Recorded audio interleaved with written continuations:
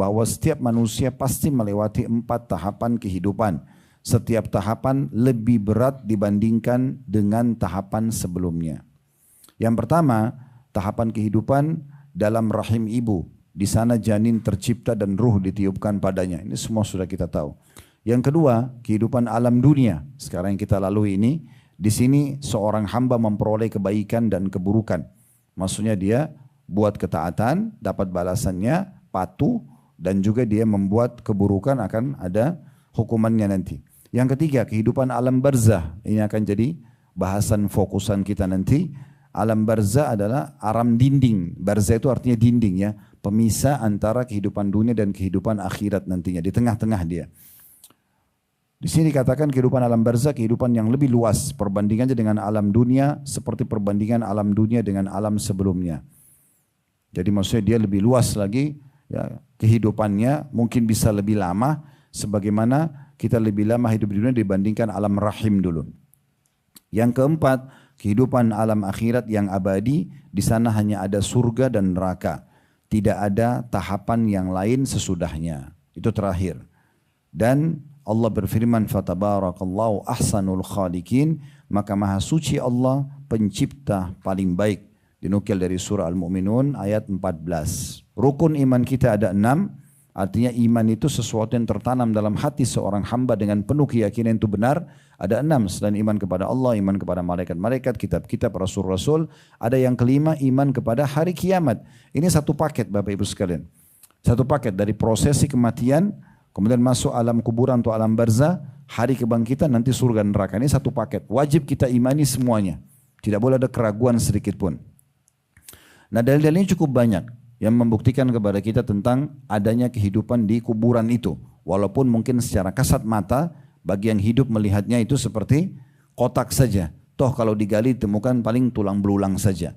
Tapi kita meyakini itu adalah alam barzah. Dan alam barzah ini perlu saya titik beratkan, dimanapun seseorang itu meninggal dan bagaimanapun prosesinya, dia akan sampai ke alam barzah itu. Contoh ada orang meninggal di atas pesawat meledak, terbakar, nggak ditemukan sepotong pun badannya, tetap dia akan sampai ke alam barzah itu. Ya. Begitu juga orang meninggal tenggelam di lautan, dicabit-cabit badannya oleh ikan, tetap ruhnya akan sampai ke alam barzah. Ya, tidak harus dikubur di dalam tanah, gitu ya. Alam barzah itu adalah sebuah dinding alam yang memang Allah Subhanahu Wa Taala siapkan. Memang akan kita hidup di sana dan sangat ya panjang kehidupan di sana, cuman sudah tidak bisa beramal lagi. Dan dalam sebuah riwayat Bukhari Muslim kata Nabi SAW, ya kalau manusia dan jin mendengarkan, jin juga tidak bisa dengar. Kalau manusia dan jin mendengarkan teriakan orang yang dipukul di kuburan itu, maka mereka akan meninggal seketika. Karena memang kerasnya teriakan mereka itu. Jadi beruntunglah kita menjadi seorang sosok muslim yang sudah dapat bocorannya. Ya. Jangan jadi menjadi orang bodoh lagi. Ya. Pura-pura tidak tahu, tidak mau belajar agama. Padahal sebenarnya sudah disampaikan. Kita ini orang muslim sangat dimanjakan Bapak Ibu sekalian. Disampaikan awal penciptaan manusia, Nabi Adam AS dari tanah, bagaimana prosesi malaikat disuruh sujud, bagaimana iblis menolak, bagaimana Nabi Adam dikeluarkan dari surga sampai turun-temurun, bagaimana Allah utuskan para nabi-nabi dari keturunan Adam untuk menyampaikan mana yang Allah inginkan, mana yang Allah larang, bagaimana hukuman bagi orang-orang yang membangkang, bagaimana balasan baik bagi orang-orang yang beriman. Terus saja begitu disampaikan sampai meninggal, prosesi mati yang baik bagaimana, prosesi mati yang buruk seperti apa, alam barzah kuburan terinci sekali. Nanti akan kita bahas lebih jauh tentang masalah insya Allah, terinci sekali tentang masalah alam kuburan tersebut dan kita penuh keyakinan memang di sana ada kehidupan dikenal dengan alam barzah. Kemudian setelah itu ada kebangkitan. Kuburan bisa jadi taman dari taman surga atau lubang dari lubang neraka. Kemudian ada hari kebangkitan, ditimbanglah amal baik, amal buruk kita. Wa may ya'mal mithqala dzarratin khairan yara. Siapa yang buat seperti biji sawi dari kebaikan, dia akan lihat dan akan diberikan balasan. Wa may ya'mal mithqala dzarratin syarran yara. Siapa yang berbuat seperti biji sawi dari keburukan akan diperlihatkan dan akan dihukumkan kepadanya. Lalu kemudian surga dan neraka. Surga abadi bagi orang-orang yang beriman, dan neraka akan abadi bagi orang-orang yang kafir, munafik dan orang-orang musyrik. Ya. Makanya pernah ada seorang sahabat mengatakan, ya Rasulullah, ayyul mu'minina aqyas. Siapa orang mukmin yang paling cerdas? Kata Nabi SAW, aktsaruhum lil mauti dzikra wa aktsaruhum lahu isti'dada. Atau kama qala Nabi SAW. Artinya orang mukmin yang paling cerdas adalah orang yang paling suka mengingat kematian dan selalu banyak punya persiapan untuk menghadapi kematian tersebut. Karena memang itu ada kehidupan. akan ada balasan dari perbuatan-perbuatan kita. Beruntunglah orang yang sibuk dari amal soleh ke amal soleh yang lain, dan rugilah orang yang terus lalai dari dosa kepada dosa tanpa taubat kepada Allah Subhanahu wa taala. Jadi saking pentingnya doa ini untuk difahami dan dihafal serta dipraktikkan sampai Nabi mengajarkan sahabat seperti mengajarkan ayat-ayat Al-Quran. Padahal ini cuma doa saja. Ya, beliau bersabda, ucapkanlah tadi doanya itu ya. Allahumma inni a'udzubika min adzabi jahannam. Ya Allah, aku berlindung kepadamu dari azab neraka jahannam. Nanti yang jauh sekali di sana, kehidupan terakhir. Ya, jangan sampai aku masuk neraka jahannam. Setiap sholat ulangi sebelum salam. Wa'udzubika min azabil qabr, dan aku berlindung kepadamu dari siksa kubur. Ini saksi bahasan kita kalau ada kehidupan di alam kubur. Wa'udzubika min fitnatil masiihid dajjal, aku berlindung kepadamu dari fitnahnya atau keburukannya Masiih Dajjal yang keluar nanti di akhir zaman. Wa'udzubika min fitnatil mahya wal mamat, dan jauhkanlah kami dari fitnahnya kehidupan dan kematian. Subhanahu wa ta'ala berfirman, ini akan ada kebangkitan nanti di mahsyar. Dibangkitkan di mana? Dari kuburan. وَبَرَزُوا لِلَّهِ جَمِيعًا فَقَالَ الضُّعَفَاءُ لِلَّذِينَ اسْتَكْبَرُوا إِنَّا كُنَّا لَكُمْ تَبْعًا فَهَلْ أَنْتُمْ مُغْنُونَ عَنَّا مِنْ عَذَابِ اللَّهِ مِنْ شَيْءٍ قَالُوا لَوْ هَدَانَ اللَّهُ لَهَدَيْنَاكُمْ سَوَاءٌ عَلَيْنَا أَجَزِعْنَا أَمْ صَبَرْنَا مَا لَنَا مِنْ مَحِيصٍ. Artinya, dan mereka semua di padang mahsyar nanti akan berkumpul menghadap kehadirat Allah. Jadi dibangkitkan dari kuburan, lalu dikumpulkan. Kita semua akan dikumpulkan dari manusia yang pertama Nabi Adam sampai manusia terakhir nanti menjelang hari kiamat. Dari pertama jin sampai akhir jin semua dibangkitkan, hewan-hewan semua dibangkitkan. Ya, dari pertama diciptakan sampai hewan yang terakhir semuanya akan dibangkitkan oleh Allah Subhanahu wa taala. Lalu berkatalah orang-orang yang lemah kepada orang-orang yang sombong. Orang-orang yang jadi pengikut para orang-orang kafir, ya pemimpin-pemimpin yang salah, ya, yang membangkang kepada Allah Subhanahu wa taala, maka orang-orang lemah berkata pada orang-orang yang sombong, sesungguhnya kami dahulu adalah pengikut-pengikutmu. Maka dapatkah kamu menghindarkan daripada kami azab Allah walaupun sedikit saja? Jadi pada saat dibangkitkan, mereka sudah lihat neraka depan mata mereka, mereka dibangkitkan di mahsyar dalam kondisi kepanasan, maka orang-orang yang dulu cuma ikut-ikutan bela-bela walaupun orang salah, mereka bilang, kalian bisa tolong enggak pada orang-orang yang kuat? Bisa tolong kami dari siksa Allah walaupun sedikit? Maka orang-orang yang kuat dan sombong itu menjawab, seandainya Allah memberi petunjuk kepada kami, niscaya kami dapat memberi petunjuk kepadamu. Sama saja bagi kita. Apakah kita mengeluh atau bersabar? Sekali-kali tidak mempunyai tempat untuk melarikan diri. Hari kiamat sudah tidak ada lagi waktunya untuk menyesali, berbuat karena sudah tidak bisa apa-apa. Mau bersabar dengan siksa kubur, dan siksa neraka atau tidak, sama saja. Kalau mau minta maaf di sini, di dunia. Mau perbaiki sekarang di dunia. Makanya pernah saya susun ceramah Bapak Ibu sekalian. Saya berharap tentu saya yang pertama mengambil manfaat, baru kemudian Bapak Ibu sekalian. Tentang judul ceramahnya itu, inilah hari emasmu. Saya sedang membahas tentang hari yang kita masih hidup, kayak sekarang. Hari ini sekarang kita hidup, hari Selasa ini, ya, di tanggal ini, di jam ini, inilah hari emas kita. Ini waktu emas kita. Karena Allah masih memberikan kita peluang untuk menambah amal soleh. Kalau kita punya amal soleh yang lalu, sekarang masih ada kesempatan untuk menambahnya. Dengan zikir, dengan doa, dengan istighfar, dengan sedekah, dengan sholat, dengan bakti sama orang tua, silaturahim keluarga, jenguk orang sakit, tambah. Segala kerjakan. Dan juga menjauhi atau bertaubat dari dosa-dosa. Kalau kita punya masalah dosa, segala bertaubat. Detik ini kesempatannya. Karena orang kalau sudah meninggal dunia, tidak bisa lagi menambah satu amal soleh dari diri dia. Kalau orang lain yang tambahkan mungkin kena istighfar anaknya, kena sedekah jariah tadi saya bilang, atau ilmu bermanfaat yang dia disebarluaskan mungkin ya. Tapi dari dia sendiri sudah nggak bisa, karena dia sudah mati. Bapak Ibu, kita semua yang ada di sini ada tujuannya. Allah tidak ciptakan kita di sini lahir, punya orang tua, bisa menghirup oksigen, pakai air, ya, diberikan rezeki pakaian, makanan, minuman segala macam, kecuali untuk mengabdi kepada Allah. Memang kita ini untuk sholat, untuk puasa, untuk baca Quran, untuk zikir, memang untuk itu. Bukan untuk melanggar, bukan untuk berzina, bukan untuk menipu, bukan untuk riba, bukan untuk mengganggu orang, bukan. Sampai melakukan pelanggaran tersebut, maka ada konsekuensi hukuman yang datang di dunia sebelum menuju ke alam barzah, sebelum menuju ke akhirat. Harus hati-hati. Ya. Jangan pernah buat masalah dengan orang lain. Hati-hati. Tidak usah. Kalau orang lain benci kita, biarin aja. Kalau kita membuat masalah sama orang lain sehingga ada hak orang lain pada diri kita, jangan. Nanti berat.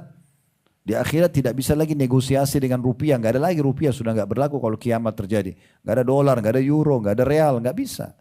Sekarang di dunia ini, kata Nabi SAW, siapa yang punya masalah dengan saudara di dunia, selesaikan sekarang. Sebelum datang hari tidak ada manfaatnya dirham dan dinar. Maka para sahabat mengatakan, ya Rasulullah, lalu apa nanti di sana? Di akhirat. Kata Nabi SAW, amal solehmu dibagi kepadanya, orang yang menuntut, atau dosa-dosa mereka engkau yang pikul. Jangan punya masalah sama orang lain. Tapi Ustadz dia kan gosipin saya, biarin. Ibu panen pahala. Bapak panen pahala.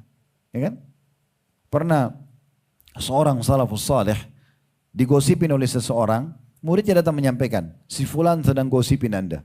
Dia kebetulan baru beli kurma dengan tangkainya, kurma yang sangat ranum dan mahal.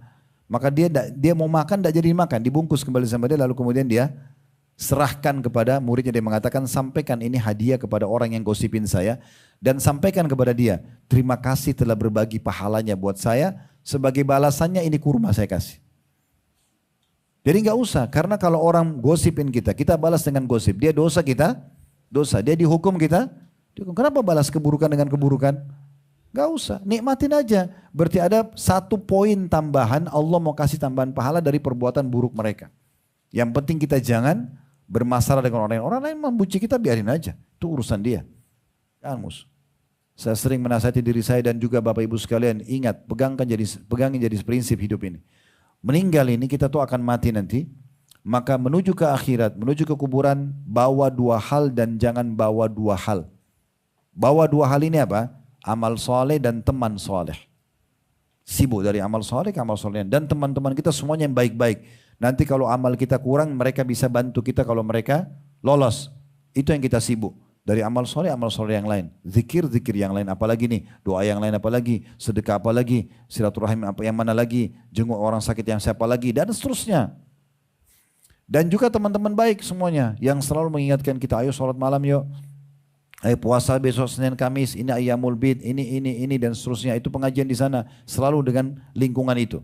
Itu yang kita bawa menuju ke akhirat. Amal soleh dan teman-teman yang baik. Kemudian jangan bawa 2 hal. Jangan bawa dosa dan jangan bawa musuh. Jangan sibuk dari dosa ke dosa tidak taubat dan selalu ada musuhnya. Setiap hari pertama buka WA atau kirim ke grup share, sudah tahu belum? Sudah tahu apa? Sudah tahu si fulan cerai sama suaminya, sudah tahu pembantunya dia lari dari rumah kah, sudah tahu anaknya nakal kah, sibuk dengan aibnya orang. Ini menyiapkan musuh namanya. Ini menyiapkan musuh. Kalau hari ini 1, kalau dia lakukan selama 10 tahun berapa banyak musuhnya nanti? Habis semua amal soleh dia percuma. Itu yang Nabi SAW sebutkan tentang orang yang bangkrut pada hari kiamat. Udah nggak usah buka pintu itu lagi, cukup. Itu cukup banyak disebutkan tentang jenis-jenis siksa kuburan, ya. Bagaimana Nabi SAW lewat di satu kejadian ada orang yang kepalanya dihancurkan dengan seseorang dengan batu yang keras. Begitu hancur diutuhkan lagi. Waktu Nabi SAW tanya siapa? Kata Jibril itu orang yang melalaikan sholatnya. Contoh. Ada orang yang Nabi SAW diperlihatkan tidur. Kemudian kepalanya juga dihantam dengan batu. Bukan dihantam dengan batu. Tapi ditarik dari lubang hidungnya ke tengkuknya. Dari mulutnya ke tengkuknya, dari matanya ke tengkuknya, jadi dirobek sebelah kanan, sebelah kiri juga begitu. Lalu Nabi SAW bilang, siapa orang ini? Begitu menderitanya. Kata Nabi SAW, orang ini keluar dari rumahnya, kata Jibril SAW, orang ini keluar dari rumahnya membawa berita bohong sehingga tersebar seluruh muka bumi. Gosip, hoax, ya. Seperti sekarang banyak nyebar-nyebarin, makanya hati-hati. Kalau kita tahu saja itu informasi benar, jangan sebarin, apalagi kalau tidak benar. Maksudnya ini berhubungan dengan hak orang lain ya. Beda kalau kita sekarang sebarin berita tentang Palestina supaya orang-orang tahu, itu lain. Kita sebarin pengajian, potongan ceramah, oke. Tapi kalau sebarin gosip tentang orang, ini bahaya sekali. Apalagi sedangkan dalam kondisi benar saja orang itu salah, tidak boleh kita sebarin. Apalagi kalau benar itu tidak benar, kita sebarin, ini malah lebih masalah buat kita. Riwayat yang lain, kata Nabi SAW, kalau seorang mukmin meninggal dunia, maka akan datang kepadanya 3 sosok malaikat, 2 malaikat kasih sayang di kiri kanan yang membawa kain kafan dari surga, 1 malaikat maut di ubun-ubun kepalanya akan mengatakan, hai jiwa yang baik, keluarlah kepada pengampunan Tuhanmu. Kemudian roh itu keluar dengan sangat cepat seperti air dari mulut kendi. Kemudian setelah itu ditangkap oleh malaikat rahmat, dibungkus dengan kain kafan dari surga lalu dibawa ke langit. Baru di pintu langit pertama para malaikat di sana penjaga mengatakan ruhnya siapa ini? Maka malaikat rahmah kasih sayang membawa kain kafan dari surga yang membungkus ruh tersebut mengatakan ini Fulan bin Fulan, namanya yang paling baik di dunia. Kemudian malaikat tersebut malaikat langit membuka pintu langit sambil semua malaikat itu mengatakan semoga ruh ini lewat di sisi kami. Kata Nabi SAW karena ruh itu mengeluarkan bau lebih wangi dari kasturi. Semoga kita termasuk begini insya Allah. Maka pada saat itu pun dia naik sampai ke langit ketujuh dan Allah SWT berfirman kepada para malaikat, catatkan hambaku ini termasuk ahli surga, kembalikan dia di dunia, di sana saya ciptakan, di sana pula saya akan bangkitkan. Maka dia diturunkanlah ruhnya bersamaan dengan kerabatnya mengantar jenazahnya. 3 langkah mereka pulang, maka dia masih mendengarkan suara terompas sendal mereka. Setelah itu sudah tidak lagi, kemudian datang malaikat menundukkan dia lalu menanyakan siapa Tuhanmu, siapa Nabimu, apa agamamu.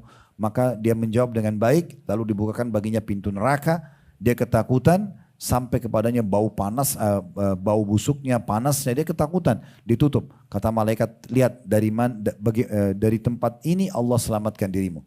Atau bagaimana Allah selamatkan kau dari tempat ini. Ditutuplah, dibuka pintu surga, lalu sampai kepada dia bau wanginya.